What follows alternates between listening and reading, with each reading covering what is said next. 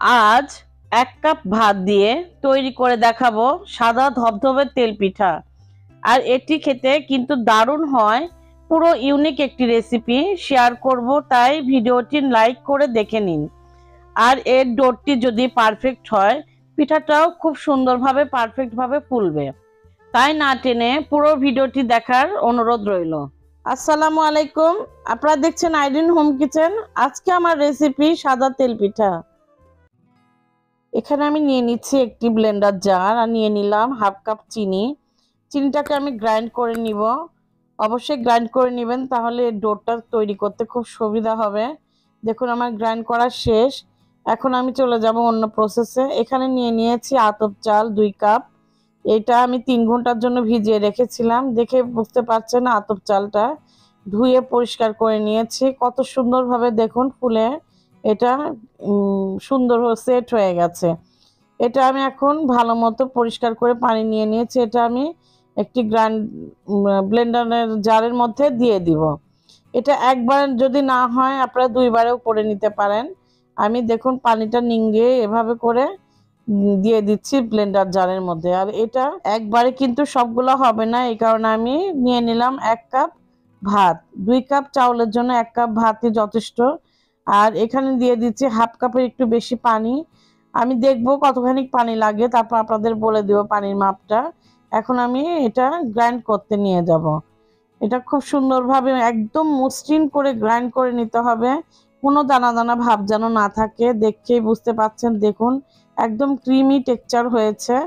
দেখে বুঝতে পাচ্ছেন কেমন। আমি যে ভাতটা দিয়েছি এই কারণে কিন্তু ভাজার পরও কালারটা খুব সুন্দর সাদা ধবধবা থাকবে, কারণ তেলে ভাজতে গেলে কিন্তু লাল পর্যায়ে চলে আসে।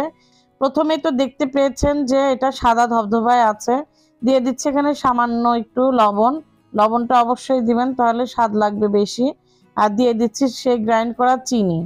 আপনারা চিনিটা কম বেশি করে নিতে পারেন, কারণ আমার কাছে এই 3 কাপের মধ্যে 1/2 কাপ চিনিতেই সুন্দরভাবে মিষ্টি হয়ে গেছে। আপনারা চাইলে বাড়িয়ে নিতে পারেন। দেখুন আমি চিনির পানিটাতেই কিন্তু অনেকটা থিকনেস হয়ে গেছে। আমার এখানে 1 কাপের মতো পানি লেগেছে, এর বেশি পানি দেওয়া যাবে না। আর এই থিকনেসটা দেখিয়ে দিচ্ছি। দেখুন এক পাশে যদি আমি টান দিয়ে নিচ্ছি, দেখুন কেমন হয়েছে। কোনো দাগ কিন্তু মিশে যাবে না। দেখে বুঝতে পাচ্ছেন দেখুন এর সাথে সুন্দরভাবে হয়ে যাচ্ছে। দেখুন কতটা সুন্দর মসৃণ হয়েছে, কতটা ফোমি ফোমি ভাব হয়েছে। আর এই টেক্সচারটা আমি উঠিয়ে দেখাচ্ছি। এই থিকনেসটা দেখেই বুঝতে পাচ্ছেন কেমন হয়েছে।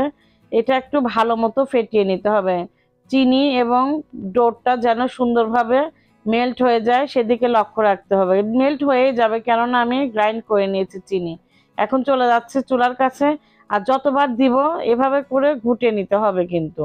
আর দেখুন তেলের আঁচটা খুব বেশি যে হাই তা না, আর মিডিয়াম আঁচেই আমি এটা ভেজে নিচ্ছি। প্রথম অবস্থায় দেখুন আমি এক তাওয়ার মধ্যে 3টা দিয়ে দিলাম।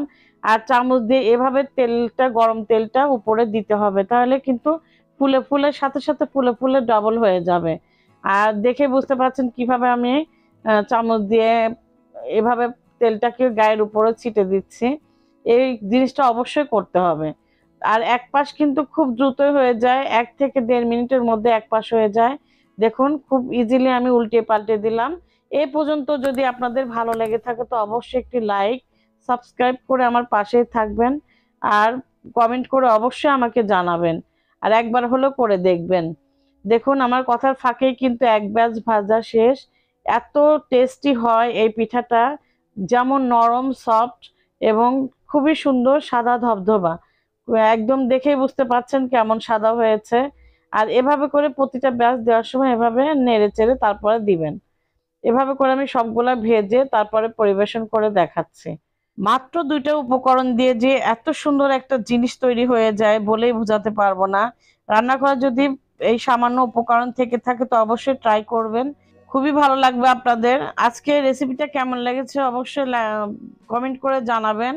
ভালো লাগলে লাইক করবেন। আর সাবস্ক্রাইব করে আমার পাশেই থাকবেন। আজকে এই পর্যন্তই, পরের ভিডিওতে আবারও দেখা হবে। আল্লাহ হাফেজ।